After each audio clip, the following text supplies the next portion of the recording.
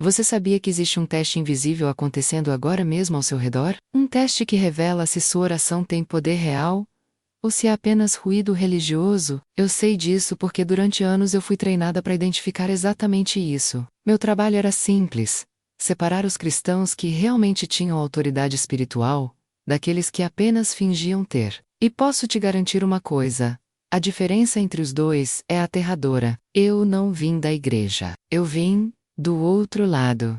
Passei mais de uma década mergulhada em práticas que a maioria das pessoas nem imagina que existem. Eu trabalhava com forças que muitos acreditam ser apenas lenda ou superstição. Mas eu vi com meus próprios olhos. Eu senti na minha própria pele. O mundo espiritual é mais real do que o chão que você pisa neste momento. E hoje eu vou te revelar algo que pode mudar completamente sua forma de enxergar sua vida de oração. Vou te mostrar como eu testava a autoridade espiritual das pessoas. Como eu identificava quem realmente tinha poder e quem estava apenas repetindo palavras vazias aprendidas na igreja. E mais importante, vou te ensinar a passar nesse teste. Porque deixa eu te contar algo que vai te arrepiar. Neste exato momento, enquanto você assiste esse vídeo, existe uma guerra invisível acontecendo, e você está no meio dela, querendo ou não. A pergunta não é se você está sendo testado. A pergunta é: você vai passar no teste ou vai reprovar como a maioria? Fica comigo até o final, porque o que você vai descobrir aqui pode ser a diferença entre viver com autoridade real ou passar o resto da vida sendo enganado por uma espiritualidade falsa. Eu preciso que você entenda de onde eu venho, para que você acredite no que eu vou te contar. Não é fácil falar sobre isso. Ainda hoje, anos depois de ter saído daquele mundo, algumas memórias me fazem tremer, mas é necessário que você saiba. Eu entrei para a feitiçaria aos 17 anos. Não foi por curiosidade. Não foi por rebeldia. Foi por dor. Eu cresci vendo minha mãe sofrer nas mãos do meu pai. Vi violência, traição, abandono. E quando ela finalmente teve coragem de sair daquele casamento, a vida não melhorou. Piorou. Veio a pobreza, veio a donca. Veio o desespero. Foi nesse momento que uma mulher apareceu na nossa vida. Ela era diferente. Tinha um olhar penetrante. Falava com uma autoridade estranha. E ela disse para minha mãe que podia resolver todos os nossos problemas, que conhecia forças antigas que podiam mudar nossa sorte. Minha mãe, desesperada, aceitou. E eu fui junto. No começo, parecia inofensivo. Banros do Urvis, orações para entidades, oferendas e encruzilhadas. Mas aos poucos, fui sendo introduzida em camadas mais profundas, rituais noturnos, invocações, pactos. E quanto mais eu avançava, mais eu percebia que existia um mundo paralelo ao nosso. Um mundo onde seres invisíveis operavam com uma organização assustadora. Eu tinha um dom. As entidades reconheciam isso em mim. Eu conseguia ver coisas que outros não viam. Sentia presenças com uma clareza perturbadora. E logo fui sendo preparada para uma função específica. Eu me tornei uma espécie de observador espiritual. Meu papel era identificar alvos, pessoas que representavam perigo para o reino das trevas. E sabe quem eram essas pessoas? Cristãos. Mas não qualquer cristão. Apenas aqueles que realmente tinham algo diferente. Aqueles cuja oração causava interferência no mundo espiritual. Aqueles que, quando abriam a boca, faziam as entidades recuarem. Durante anos eu participei de trabalhos direcionados contra igrejas, contra famílias cristãs, contra líderes espirituais. E foi nesse processo que eu aprendi algo que a maioria dos crentes nunca vai descobrir. Existe uma diferença gigantesca entre religião e poder espiritual real. E essa diferença é visível do outro lado. Eu testava a autoridade espiritual sem que as pessoas soubessem que estavam sendo testadas. E a taxa de reprovação era aterradora. Eu vi pastores sem poder nenhum.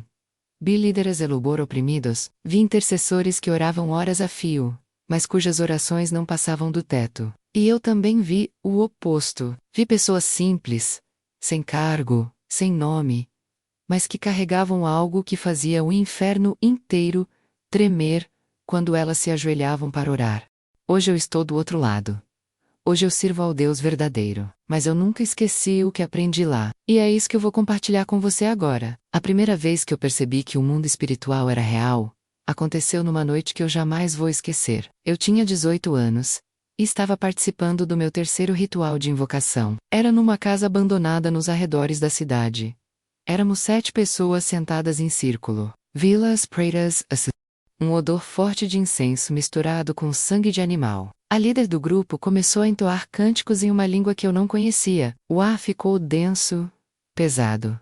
Era como se algo estivesse sendo sugado do ambiente. De repente as velas começaram a tremer, mesmo sem vento. E intuo e o vi, não foi com os olhos físicos, foi com algo dentro de mim que se abriu naquele momento. Eu vi uma figura escura materializando no centro do círculo. Não tinha forma definida, mas tinha presença, tinha intenção. E tinha olhos que me encararam com uma frieza que congelou meu sangue. Naquele momento, toda a minha visão de mundo desabou. Fantasmas não eram histórias. Espíritos não eram metáforas. O invisível era mais real que o visível, e eu tinha acabado de abrir uma porta que nunca mais conseguiria fechar sozinha. A partir daquele dia, eu comecei a ver o mundo de forma diferente. Eu percebia quando havia opressão espiritual sobre uma casa. Sentia quando uma pessoa estava sendo atormentada por entidades.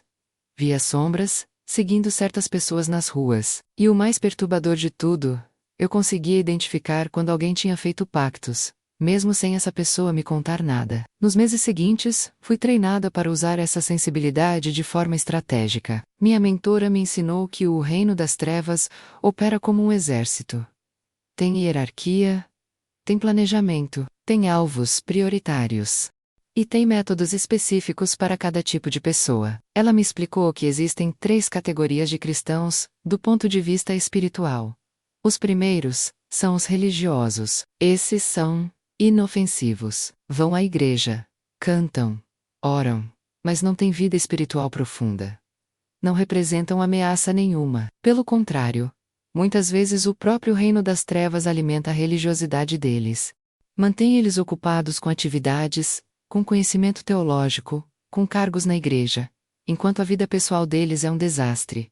A segunda categoria são os fervorosos. Esses são um pouco mais perigosos. Oram bastante, jejuam, são zelosos, mas ainda não têm autoridade real, porque vivem uma vida dupla. Têm pecados secretos, áreas não consagradas, brechas espirituais, e essas brechas são como portas abertas. A gente trabalha através dessas portas.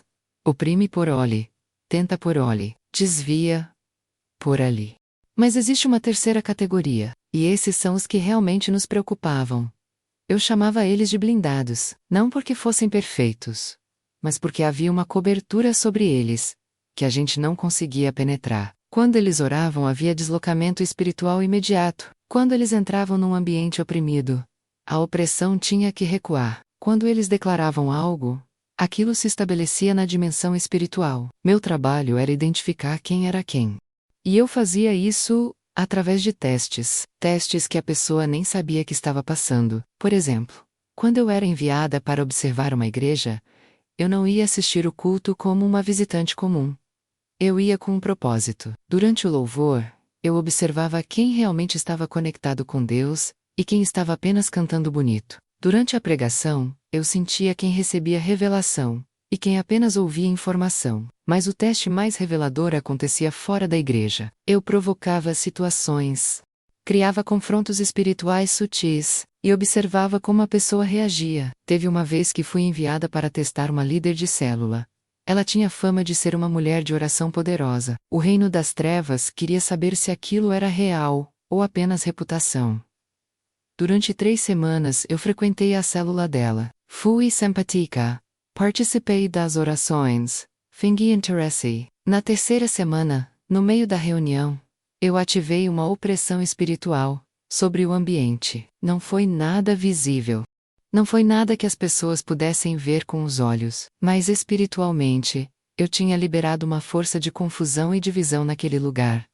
Então eu observei. A maioria das pessoas nem percebeu nada.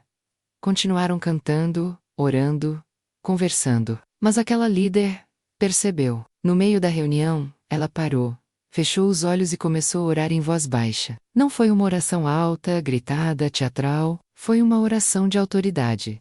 E em menos de 1 minuto, eu senti a opressão que eu tinha liberado ser completamente desfeita.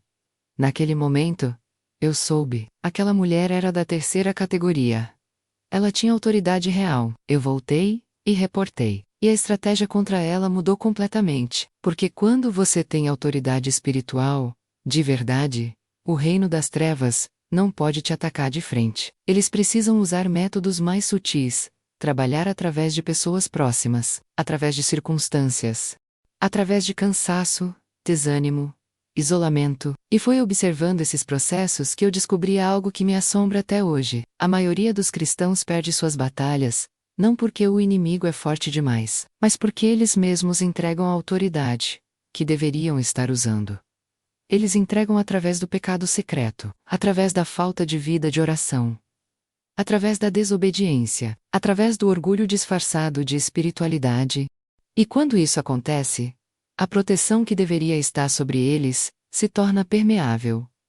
Eu vi casamentos destruídos, vi filhos sendo perdidos, vi ministérios inteiros sendo implodidos. E na maioria dos casos, não foi porque houve um ataque espiritual irresistível. Foi porque a própria pessoa abriu a porta. Agora, eu quero que você faça algo. Pare por um momento e pense.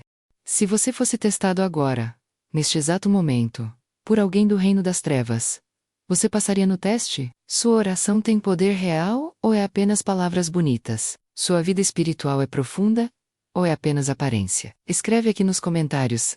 Senhor, abre meus olhos espirituais, porque o que eu vou te revelar nos próximos minutos pode mudar para sempre a forma como você enxerga sua caminhada com Deus. Tudo mudou numa noite de janeiro. Eu tinha 28 anos e já estava profundamente envolvida naquele mundo há mais de uma década. Naquela noite, eu tinha sido convocada para participar de um ritual especial. O alvo era um homem, um pastor de uma igreja pequena na periferia. Ele não era famoso. Não tinha televisão. Não tinha grande estrutura, mas algo nele incomodava profundamente o reino das trevas. Esse homem estava orando por libertação de pessoas viciadas em drogas. E essas pessoas estavam sendo libertas de verdade. Não era apenas parar de usar por alguns dias, era libertação completa, radical, sobrenatural. Ex-usuários que voltavam transformados. Famílias sendo restauradas. Territórios inteiros sendo impactados. E quando o reino das trevas perde território, ele reage. Nós éramos 12 naquela noite. O ritual aconteceria à meia-noite, exatamente no horário em que aquele pastor costumava fazer vigília de oração, na igreja dele. A estratégia era clara. Lançar uma opressão tão pesada sobre ele, que quebrasse sua resistência. Fazer com que ele desistisse, adoecesse, entrasse em depressão. Qualquer coisa que o tirasse daquele lugar de autoridade espiritual. O ritual começou. Cânticos, invocações, oferendas. O ambiente estava carregado de uma escuridão, que eu conseguia sentir fisicamente. Minha mentora estava no centro, conduzindo tudo com uma precisão que vinha de anos de experiência. Eu estava ao lado dela, como sempre, observando, sentindo, participando. Em determinado momento, ela me pediu para me conectar espiritualmente com o alvo. Era algo que eu já tinha feito dezenas de vezes. Fechar os olhos, esvaziar a mente, e permitir que as entidades me usassem como ponte para localizar e atingir a pessoa. Eu obedeci. Mas dessa vez foi diferente. No momento em que eu tentei me conectar com aquele pastor, eu senti algo que nunca tinha sentido antes. Era como se houvesse uma parede de luz ao redor dele. Não uma luz física, mas uma presença luminosa, poderosa, inabalável. E quanto mais eu tentava penetrar, mais aquela luz se intensificava. De repente, eu ouvi uma voz. Não era uma voz audível, era mais profunda que isso. Vinha de dentro daquela luz, e ela disse uma única frase que explodiu dentro do meu peito como um trovão. Até quando você vai servir ao que quer te destruir? Eu abri os olhos, assustada. Meu coração estava disparado. Minhas mãos tremiam. Olhei ao redor, e todos continuavam imersos no ritual. Ninguém tinha ouvido nada. Ninguém tinha percebido o que tinha acontecido comigo, mas eu sabia que algo tinha mudado. Pela primeira vez em mais de 10 anos, eu senti medo. Não medo das entidades que eu invocava. Medo delas eu já não tinha mais. Eu senti medo de estar do lado errado. Medo de ter desperdiçado minha vida servindo forças que, no fundo, me odiavam. Porque aquela voz, aquela presença, aquela luz ao redor daquele pastor, não era opressiva. Não era ameaçadora. Era pura. Era verdadeira. Era algo que eu nunca tinha experimentado em todos os meus anos de feitiçaria. O ritual continuou por mais 2 horas. Mas eu não conseguia mais me concentrar. Minha mente estava em outro lugar. Pela primeira vez, eu comecei a questionar tudo. Questionar minha mentora. Questionar as entidades. Questionar os pactos que eu tinha feito. Quando o ritual terminou, minha mentora percebeu que algo estava errado comigo. Ela me encarou com aqueles olhos penetrantes e perguntou o que tinha acontecido. Eu menti. Disse que estava apenas cansada. Mas ela sempre sabia quando alguém estava começando a duvidar. Antes de eu sair, ela me deu um aviso. Cuidado com os pensamentos que você está alimentando. O inimigo usa a dúvida para nos enfraquecer. Lembra quem te tirou do fundo do poço. Lembra quem te deu poder. Não jogue tudo isso fora por causa de um momento de fraqueza. Eu saí daquela casa com um nó na garganta. Durante todo o caminho de volta, aquela voz continuava ecoando na minha mente. Até quando você vai servir ao que quer te destruir? Cheguei em casa de madrugada. Tranquei a porta do meu quarto, sentei na cama. E pela primeira vez em muitos anos, eu chorei. Não um choro de tristeza, um choro de desespero, porque eu percebi algo aterrorizante. Eu tinha poder. Eu conseguia ver o mundo espiritual. Eu participava de rituais que movimentavam forças invisíveis. Mas eu não tinha paz. Eu não tinha alegria verdadeira. Eu não tinha descanso. Mesmo com todo aquele conhecimento oculto, mesmo com toda aquela autoridade espiritual das trevas, minha vida era vazia. Eu vivia atormentada por pesadelos. Tinha crises de ansiedade, relacionamentos destruídos, solidão profunda. E o pior de tudo, eu sabia que as entidades que eu servia não me amavam. E quando eu não fosse mais útil, elas me descartariam. Naquela noite, sozinha no meu quarto, eu fiz algo que nunca tinha feito antes. Eu orei, não para as entidades, não para os espíritos. Eu orei para Deus. O Deus verdadeiro, o Deus que eu tinha combatido durante tantos anos. Eu não sabia orar direito, não sabia as palavras certas. Mas eu abri meu coração e falei a verdade. Eu estou cansada. Eu estou vazia. Eu estou perdida. Seivoka Iriel, se você realmente existe, eu preciso que você me mostre. Porque eu não aguento mais viver assim. E então, aconteceu algo que mudou minha vida para sempre. Eu senti uma presença entrando no meu quarto, mas não era como as presenças que eu estava acostumada a sentir. Aquelas eram frias, opressivas, exigentes. Essa era diferente. Era calorosa. Era envolvente. Era amorosa. Pela primeira vez na minha vida, eu senti que alguém realmente se importava comigo. Não com o que eu podia fazer. Não com o poder que eu tinha, mas com a pessoa que eu era por baixo de todas aquelas máscaras. E eu ouvi aquela voz de novo. A mesma voz que tinha falado comigo durante o ritual. Mas agora, ela estava mais próxima, mais clara. Eu te amo.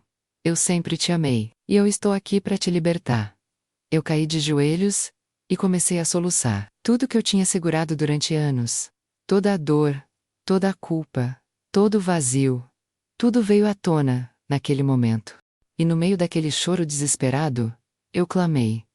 Me tira daqui. Me liberta dessa prisão. Eu não quero mais viver assim. Eu entrego minha vida para você. E naquele instante, alguma coisa quebrou dentro de mim. Foi como se correntes invisíveis, que me prendiam há anos, se partissem de uma só vez. Eu senti algo saindo do meu corpo. Algo escuro, pesado, maligno. E no lugar, entrou uma paz que eu nunca tinha experimentado. Aquela foi a noite mais longa da minha vida. E eu fiquei ali, de joelhos, chorando, orando-me, renunciando a tudo que eu tinha feito, quebrando todos os pactos, todos os votos, todas as alianças. E quando o sol nasceu, eu era uma pessoa diferente. Mas a batalha estava apenas começando, porque quando você sai do reino das trevas, eles não te deixam ir embora facilmente. E o inferno inteiro estava prestes a vir contra mim. Nos dias seguintes àquela noite, eu entrei numa guerra espiritual, que quase me destruiu. Eu tinha renunciado às trevas, mas as trevas não tinham renunciado a mim. Os ataques começaram imediatamente. Pesadelos terríveis onde entidades me ameaçavam. Crises de pânico do nada. Vozes na minha cabeça me chamando de traidora. Objetos que se moviam sozinhos no meu apartamento. Eu não sabia o que fazer. Não conhecia nenhum cristão. Não tinha para onde correr. A única coisa que eu tinha era aquela presença que eu tinha sentido naquela noite. E toda vez que o medo vinha, eu clamava por ela. Jesus me ajudou. Jesus me protege em Jesus. Me liberta. E ele me respondia. Sempre. No terceiro dia, eu tomei uma decisão. Eu precisava ir naquela igreja, a igreja do pastor que eu tinha tentado atacar durante o ritual. Eu não sabia se seria bem recebida, não sabia se eles perceberiam de onde eu vinha, mas algo dentro de mim dizia que era lá que eu precisava estar. Era um domingo de manhã quando eu cheguei. A igreja era simples, humilde, umas 50 pessoas no máximo. Mas quando eu atravessei aquela porta, eu senti a mesma presença que tinha entrado no meu quarto naquela noite. A presença de Deus. Eu me sentei no último banco, tentando passar despercebida. Mas no momento em que o louvor começou, eu desabei. Comecei a chorar compulsivamente. Não conseguia parar. Era como se tudo que estava preso dentro de mim estivesse sendo expelido através daquelas lágrimas. Uma mulher veio se sentar ao meu lado. Ela não disse nada. Apenas colocou a mão no meu ombro e começou a orar baixinho. E enquanto ela orava, eu sentia ondas de libertação passando por mim. Camadas e mais camadas de opressão sendo arrancadas. Quando o culto terminou, o pastor veio falar comigo. Ele me olhou nos olhos com uma compaixão que me desarmou completamente. Eu sei de onde você vem. Ele disse calmamente. Mas eu também sei que você não pertence mais àquele lugar. Bem-vinda à família. Aquelas palavras me quebraram, porque ele não demonstrou medo. Não demonstrou julgamento. Demonstrou amor. O mesmo amor que eu tinha sentido naquela noite no meu quarto. Nas semanas seguintes, aquele pastor e sua esposa me discipularam. Eles me ensinaram a orar. Me ensinaram a ler a Bíblia. Me ensinaram a resistir aos ataques espirituais. E mais importante, me ensinaram quem eu era em Cristo. Teve um dia específico que marcou minha libertação completa. Fazia quase 2 meses que eu tinha deixado a feitiçaria. Durante um culto de libertação, o pastor me chamou à frente. Ele disse que Deus tinha mostrado a ele que ainda havia um pacto ativo na minha vida. Um pacto que precisava ser quebrado publicamente. Quando ele falou isso, you may lembre, aos 21 anos, eu tinha feito um pacto de sangue com uma entidade específica. Um pacto onde eu oferecia minha vida inteira em troca de poder espiritual. E aquele pacto nunca tinha sido rompido formalmente. O pastor me pediu para renunciar àquele pacto em voz alta. No começo, eu travei. Uma voz na minha cabeça gritava que se eu fizesse aquilo, algo terrível ia acontecer. Mas então eu olhei para aquelas pessoas que me acolheram, lembrei da presença de Deus e decidi: eu renuncio ao pacto que eu fiz aos 21 anos. Eu renuncio a toda a aliança com as trevas. Eu quebro todo juramento, todo voto, toda maldição que eu pronunciei sobre mim mesma. E eu declaro que minha vida pertence a Jesus Cristo. Só a Ele. Agora e para sempre. No momento em que eu terminei de falar, algo aconteceu. Eu senti como se alguma coisa se rasgasse dentro do meu peito. Foi uma dor física, aguda, mas rápida. E então veio um alívio inexplicável, como se um peso gigantesco tivesse sido tirado de cima de mim. E o cai no show.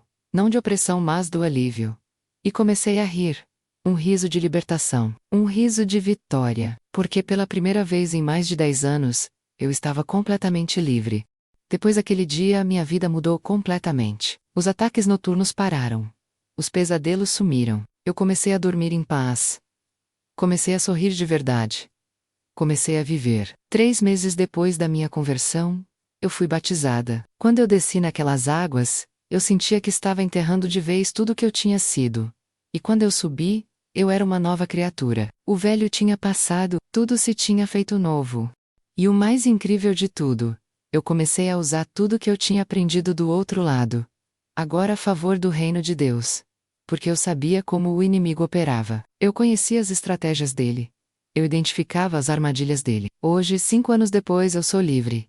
Completamente livre. E eu posso te dizer com toda certeza, o que Jesus fez por mim, Ele pode fazer por qualquer pessoa. Não importa quão fundo você caiu. Não importa quantos pactos você fez. Não importa quanto tempo você passou nas trevas. Se você clamar pelo nome dele, Ele vai te responder. Se você entregar sua vida para Ele, Ele vai te libertar. Porque a autoridade de Jesus é maior que qualquer força das trevas. E o amor dele é mais forte que qualquer corrente. Se esse testemunho está tocando seu coração, compartilhe esse vídeo agora, com alguém que precisa saber que existe esperança, que existe libertação, que existe vida nova em Cristo. Depois que eu me converti, muitas pessoas começaram a me procurar, querendo entender como o mundo espiritual realmente funciona. Elas queriam saber como se proteger, como identificar ataques, como ter autoridade real. E foi aí que eu percebi algo alarmante. A maioria dos cristãos não faz ideia de como o reino das trevas opera. Eles acham que é tudo muito óbvio, que quando há ataque espiritual, vai ser algo dramático, visível, assustador. Mas a realidade é bem diferente. Os ataques mais eficazes são os sutis ou os invisíveis, aqueles que você nem percebe que está sofrendo, até que já causaram estrago profundo. Deixa eu te explicar como isso funciona. Quando eu estava do outro lado, a gente não desperdiçava energia com crentes que já estavam mornos. Esses já estavam neutralizados, a gente focava nos perigosos. Nos que oravam de verdade, nos que tinham comunhão com Deus. Nos que estavam fazendo diferença. E sabe qual era a primeira estratégia contra essas pessoas? Não era possessão. Não era manifestação demoníaca. Era distração. A gente trabalhava para encher a vida delas de coisas boas, mas que roubavam o tempo de oração. Mais trabalho na igreja, mais responsabilidades, mais reconhecimento, mais atividades, até que aquela pessoa ficava tão ocupada servindo a Deus, que não tinha mais tempo de estar com Deus. E quando a intimidade acabava, a autoridade espiritual ia junto. E aí sim, com a guarda baixa, a gente entrava com os ataques pesados. Doença, crise financeira, divisão familiar, tentação. Eu vi isso acontecer dezenas de vezes. Líderes poderosos sendo derrubados, não porque o diabo era forte demais, mas porque eles mesmos abandonaram a fonte do poder deles, que era a comunhão com Deus. Então a primeira coisa que você precisa entender é essa: a autoridade espiritual não vem de cargo, não vem de conhecimento bíblico, não vem de quantos anos você é crente. Vem de intimidade com Deus. E intimidade se constrói no secreto, no quarto fechado, na oração que ninguém vê, no jejum que ninguém sabe. A segunda coisa que você precisa entender é sobre brechas espirituais. Quando eu testava a autoridade de alguém, eu procurava por brechas, áreas não consagradas, pecados escondidos, mágoas guardadas, desobediências ignoradas. Essas brechas são como rachaduras numa armadura. Por ali, a opressão entra. Teve uma irmã que eu observei durante semanas. Ela era intercessora. Orava horas por dia, jejuava regularmente. Mas a vida dela não mudava. Pelo contrário, só piorava. E eu sabia por quê. Ela tinha uma mágoa profunda do pai, uma mágoa que ela alimentava há anos, e aquela mágoa era a brecha que mantinha ela presa. Enquanto ela não perdoasse, não importava o quanto orasse. A brecha estava aberta, e através daquela brecha, a opressão entrava livremente. Até que um dia, Deus confrontou ela, e quando ela finalmente perdoou, a brecha se fechou.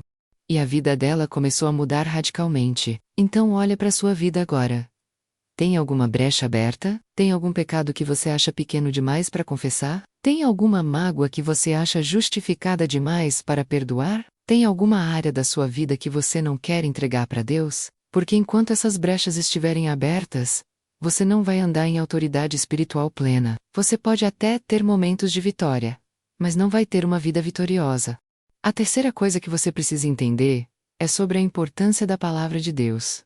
Quando eu estava nas trevas, a coisa que mais me incomodava era quando um cristão declarava a palavra. Não qualquer declaração, mas quando alguém que realmente vivia a palavra a declarava com autoridade, porque a palavra de Deus não é só informação, é poder, é espada, e vira. E quando você conhece a palavra de verdade, quando você vive segundo ela, quando você a declara com fé, o reino das trevas tem que obedecer. Mas tem uma diferença enorme entre decorar versículos e viver a palavra. Eu vi muita gente citando Efésios 6 sobre a armadura de Deus, mas vivendo completamente desprotegida espiritualmente. Por quê? Porque decorar não é o mesmo que praticar.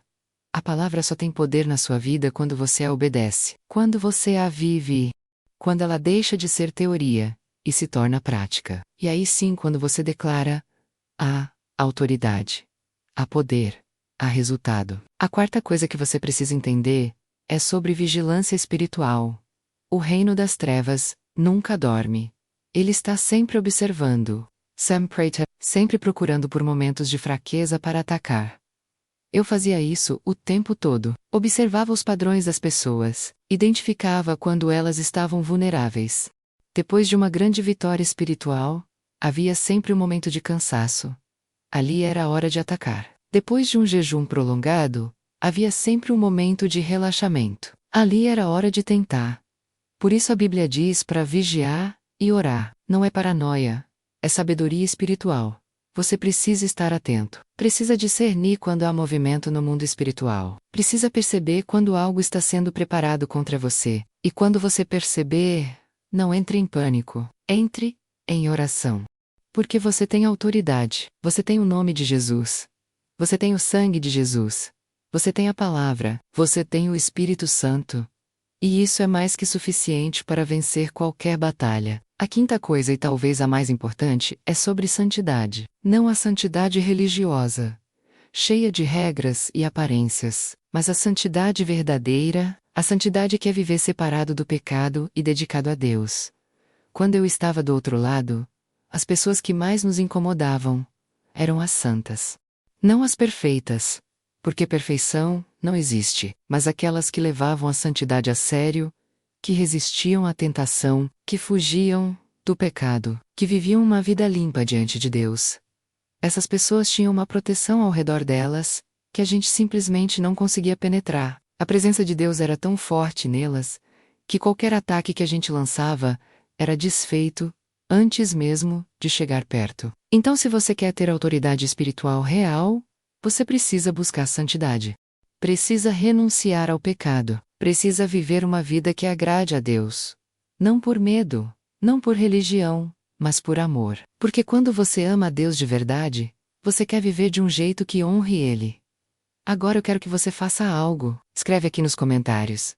Eu não vou desistir da oração. Porque esse é um compromisso que você está fazendo agora. Um compromisso de levar sua vida espiritual a sério. De buscar intimidade com Deus. De andar em santidade. De ter autoridade real.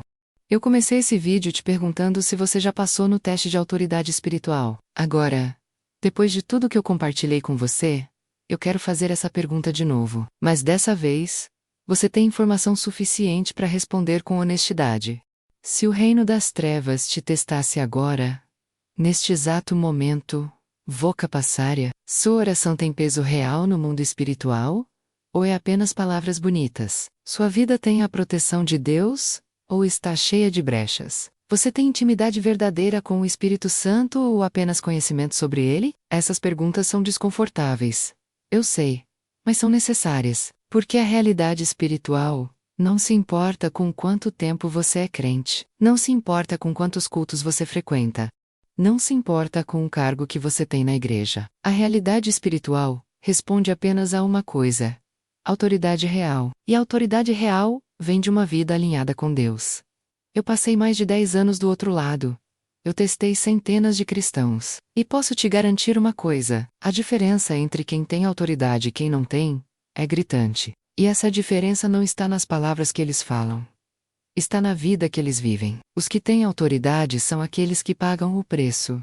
Que buscam a Deus no secreto, que jejuam quando ninguém está vendo. Que oram de madrugada quando todos estão dormindo, que renunciam ao pecado, mesmo quando é difícil, que perdoam mesmo quando a mágoa dói, que obedecem a Deus, mesmo quando não entendem. E o resultado dessa vida, uma presença tão forte ao redor deles, que o inferno inteiro treme quando eles abrem a boca para orar, porque eles não estão fingindo. Eles não estão representando. Eles são reais. E o mundo espiritual sabe disso. Hoje você tem uma escolha. Você pode continuar vivendo uma vida espiritual, morna, medíocre, cheia de aparência, mas vazia de poder.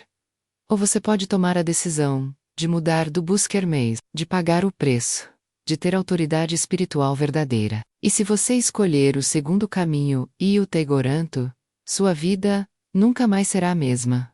Suas orações vão ter outro peso. Sua presença vai fazer diferença nos ambientes. Sua família vai ser protegida. Seus filhos vão ser guardados. seu ministério vai ter fruto real. Porque quando você anda em autoridade espiritual, você não é mais refém das circunstâncias. Você não é mais vítima do inimigo. Você é filho de Deus. Você tem o nome de Jesus. Você tem a cobertura do sangue. Você tem o poder do Espírito Santo. E nada, absolutamente nada, pode te parar.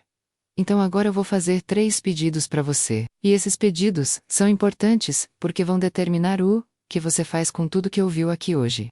Primeiro, eu quero que você vá agora nos comentários e escreva essa frase. O inferno treme quando eu oro. Não é arrogância, é declaração de fé. É você reconhecendo a autoridade que Deus te deu. E quando você declara isso publicamente, algo se ativa no mundo espiritual. Segundo, compartilhe esse vídeo com alguém que precisa ouvir essa mensagem. Pode ser um amigo que está desanimado espiritualmente. Pode ser um familiar que está sendo atacado. Pode ser alguém que está preso onde eu estive. Porque esse testemunho não é só meu. É uma mensagem de esperança para todos que precisam saber que libertação é possível. E terceiro, se inscreve no canal e deixa seu like. Porque toda semana eu trago aqui revelações do mundo espiritual que vão fortalecer sua fé e te ajudar a andar em vitória. E eu não quero que você perca nenhuma dessas mensagens. Eu quero terminar orando por você. Então, se você puder, fecha seus olhos agora e recebe essa oração. Pai Celestial, eu oro agora por cada pessoa que assistiu esse vídeo até aqui. Eu peço que tu abras os olhos espirituais delas, que tu mostres a elas onde estão as brechas, onde está o pecado escondido, onde está a desobediência, e que tu deis a elas coragem para lidar com isso. Senhor, eu declaro libertação agora sobre cada vida. Eu quebro toda opressão, toda mal de caos, todo ataque do inimigo que estava operando contra elas. E eu decreto que a partir de hoje, essas pessoas vão andar em autoridade espiritual real, que elas não sejam mais enganadas por uma fé superficial, que elas busquem intimidade contigo, que elas paguem o preço da santidade, e que elas vejam o resultado disso nas suas vidas, nas suas famílias, nos seus ministérios. Eu declaro que o inferno vai tremer quando elas orarem, que as trevas vão fugir quando elas chegarem, e que o reino de Deus vai avançar através delas. Em nome de Jesus. Amém. Lembra, a autoridade espiritual não é uma promessa distante, é uma realidade disponível agora para você. Mas você precisa querer, precisa buscar, precisa decidir, parar de brincar de igreja e começar a viver de verdade. E quando você fizer essa escolha, o céu vai celebrar, o inferno vai tremer, e sua vida vai ser transformada para sempre. Que Deus te abençoe, que Ele te guarde, que Ele faça resplandecer o rosto dele sobre você, e que Ele te dê a autoridade espiritual que você precisa para cumprir tudo o que Ele planejou para a sua vida. Nos vemos no próximo vídeo. Até lá, vai em paz, e vai com autoridade.